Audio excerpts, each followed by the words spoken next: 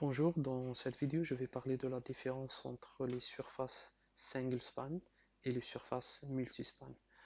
Cette différence est vraiment importante parce que ça vous permet de travailler efficacement avec les surfaces single span et non de manière efficace avec les surfaces multispan.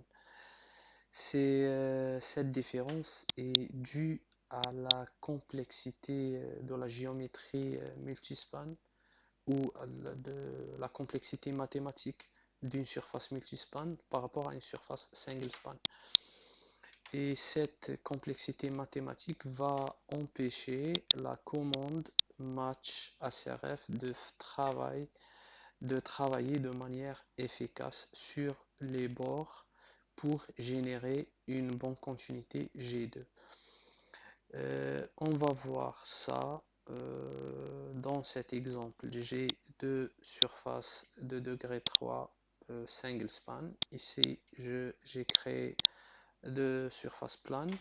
Je vais reconstruire la première surface en une surface de degré 5 sur les deux directions U et V avec 6 points de contrôle. Donc c'est une surface single span.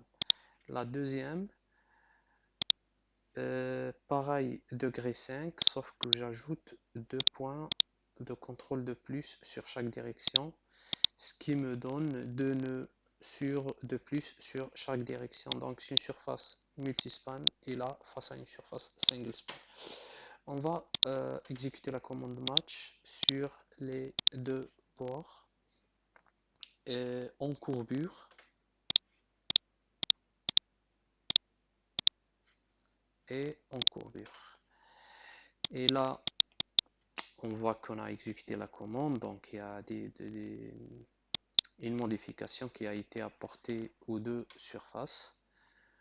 On va voir si les deux surfaces ont le même comportement face à la commande match. J'active le diagramme de courbure. Je vais augmenter juste la densité là à 3.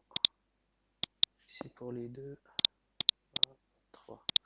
Pareil. Donc, qu'est-ce qu'on voit tout de suite là? On voit que le graphique de courbure passe vraiment lisse sur les bords. Donc, ce qui signifie qu'il n'y a pas de rupture de continuité G2.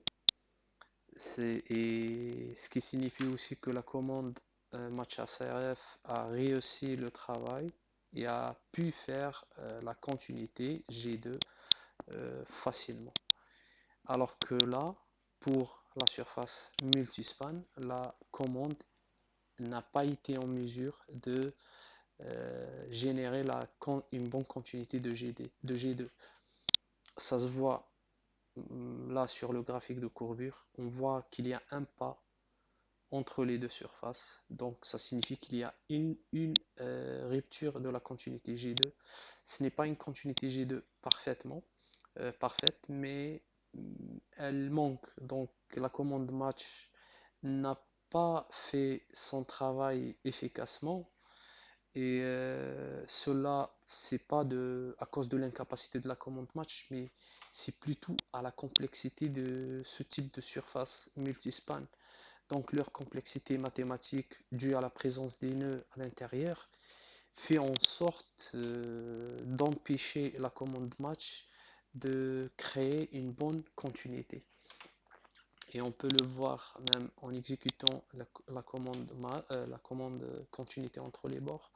On voit là que j'ai obtenu une valeur en courbure de 0,010 et en valeur relative 0,33 ou 333. Pour la surface single span, là on voit qu'on a obtenu 0,00 et en relative 0,005.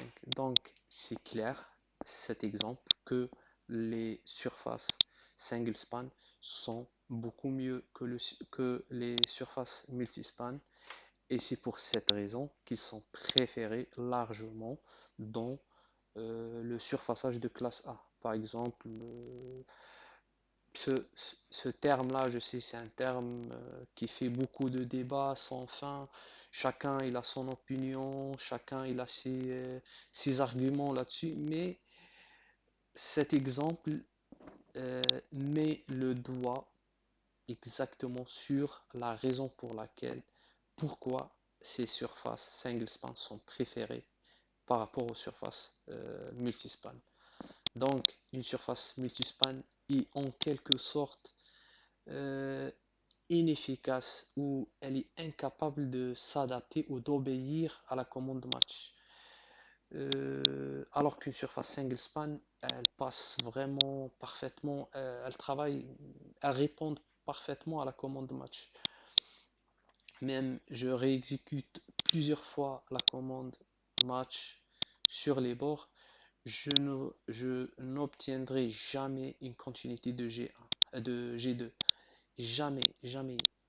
Voilà, vous voyez, et là, c'est déjà une bonne continuité. J'ai pas besoin vraiment de réexécuter la commande match.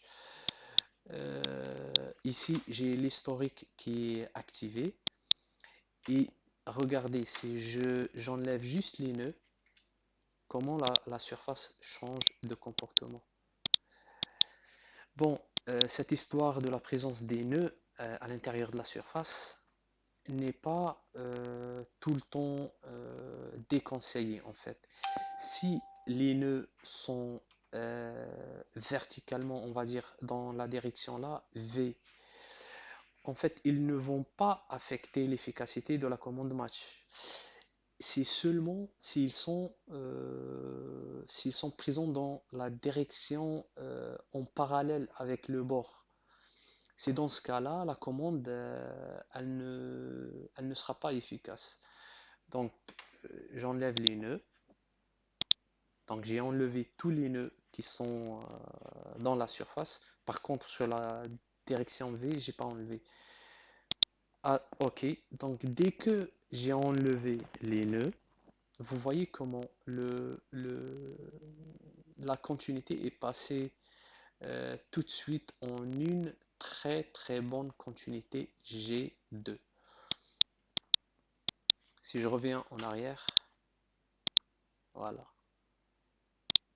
je, on voit clairement qu'il y a vraiment une différence significative.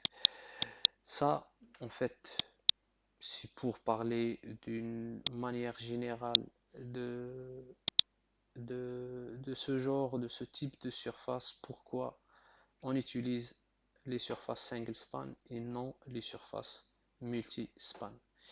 Bon, bien évidemment, il y a d'autres raisons qui font que ces surfaces ne sont pas souhaitées.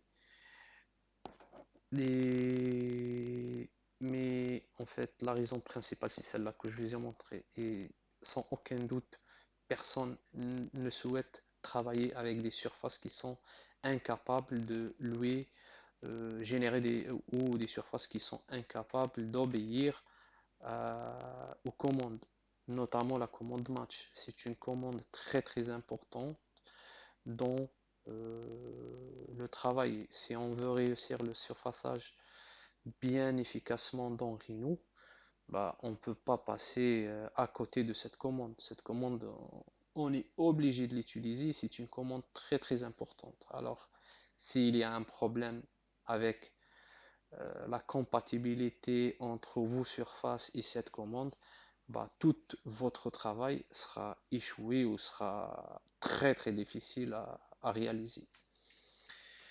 Et voilà, bah, merci à vous.